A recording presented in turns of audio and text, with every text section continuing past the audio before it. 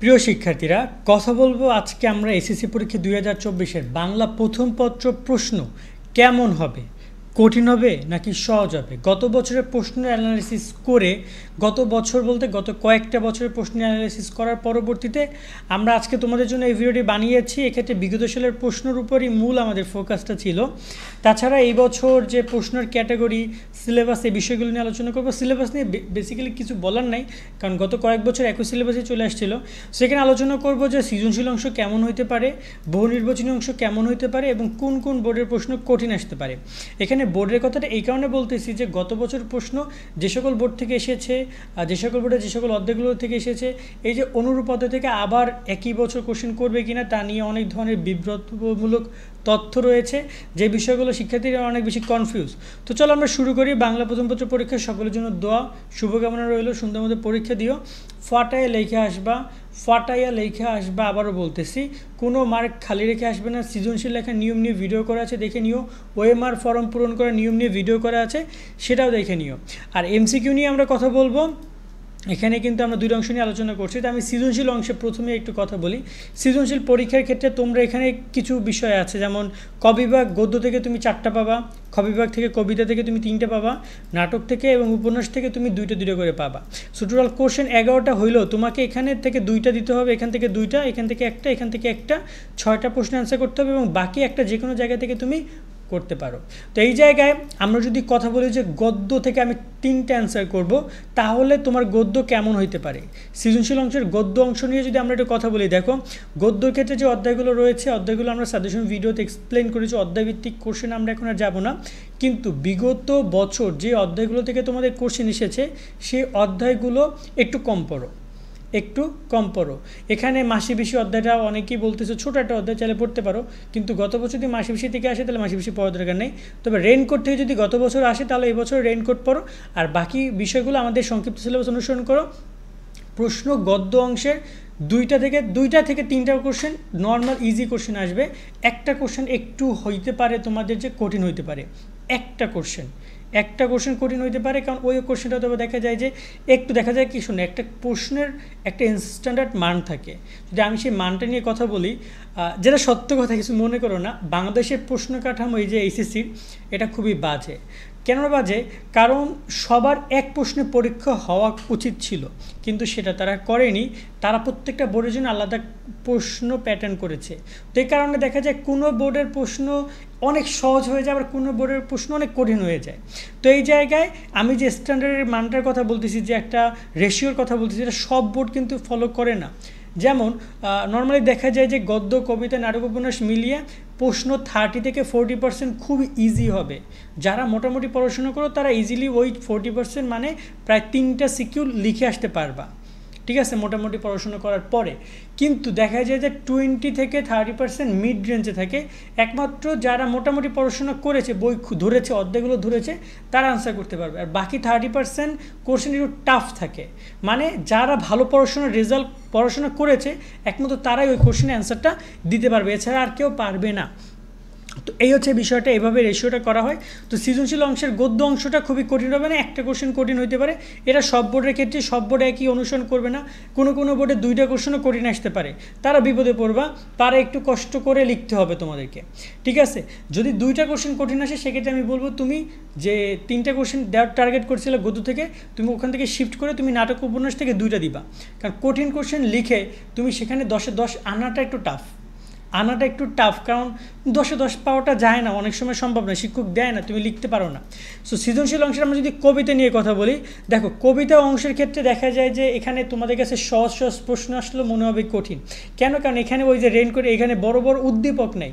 উদ্দীপক না থাকার কারণে তোমরা তো ভালোভাবে এক্সপ্লেন করতে পারো না, উদ্দীপকগুলো বুঝতে পারো না। দেখো উদ্দীপকের একটা শব্দ কিন্তু পুরো বিশাল একটা ইতিহাস ঘটাই দিতে পারে। তোমরা মনে করো উদ্দীপকের মূল কথাটাই হচ্ছে মেইন কথা, তা না। একটা প্রশ্নবোধক চিহ্ন, একটা প্রশ্ন করেছে তোমাকে, উদ্দীপক একটা কোশ্চেন করেছে, সেই কোশ্চেনটা তোমাকে অনেক কিছু বুঝে দিতে পারে, কিন্তু কবিতার ক্ষেত্রে সেটা হয় না। সো কবিতার ক্ষেত্রে বলবো, যদি তোমরা কবিতা স্কিপ করতে চাও, সেক্ষেত্রে 2টা তোমাকে অ্যান্সার করতে হবে, স্কিপ করা পসিবল না। এই জায়গায় 2টা কোশ্চেন তোমাদের, একটা কি 2টা কোশ্চেন, 3টা কোশ্চেন আসবে, একটা কি 2টা কোশ্চেন তোমাদের সহজ আসবে, একটা কি 2টা, কোনো ক্ষেত্রে একটা কোশ্চেন তোমাদের একটু কঠিন হবে। একটা কঠিন হবে কি, দেখা যায় যে এমন একটা জায়গা থেকে সারাংশগুলো দিয়েছে, উদ্দীপকটা দিয়েছে, যে জায়গাটা তুমি যেতে পারোনি বা যে জায়গাটা তুমি বুঝোনি, সেরকমটা হওয়াটা স্বাভাবিক। এই জন্য আমরা সবসময় বলি যে কবিতা থেকে 2টা অ্যান্সার করাটা এনাফ।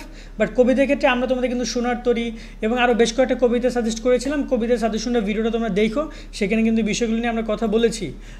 তোমাদের 72 নিয়ে কথা বলেছি, টুকটাক আরও বেশ কয়েকটা কবিতা নিয়ে আমরা কথা বলেছি। আর নাটক উপন্যাস নিয়ে একটা কথা বলবো, নাটক উপন্যাস নিয়ে বড়সড় আলোচনা করার সুযোগ এই কারণেই নেই যে, কারণ ওখান থেকে 2টা কোশ্চেন তোমরা কনফার্ম পাবা। এখন তোমার যদি টার্গেট থাকে যে তুমি নাটক বা উপন্যাস থেকে তুমি দুইটা অ্যান্সার করবা, ঠিক আছে, যে এক্সট্রা একটা আছে সেটা তুমি এখান থেকে অ্যান্সার করবা, তাহলে তোমাকে একটু হলেও ঘাটাঘাটিটা অন্য লেভেলে করতে হবে, তোমাকে ভালোভাবে পড়তে হবে। খটা তুমি মুখস্থ করে গেলা বা বুঝে গেলা, বিশেষ করে খ মুখস্থ করা পসিবল না, বুঝে দিতে হবে, কিন্তু ঘটা তোমার সাথে উদ্দীপকের সাথে মিলে মিলে পড়তে হবে। ঘর প্রতি সময় একটু বেশি দিবা।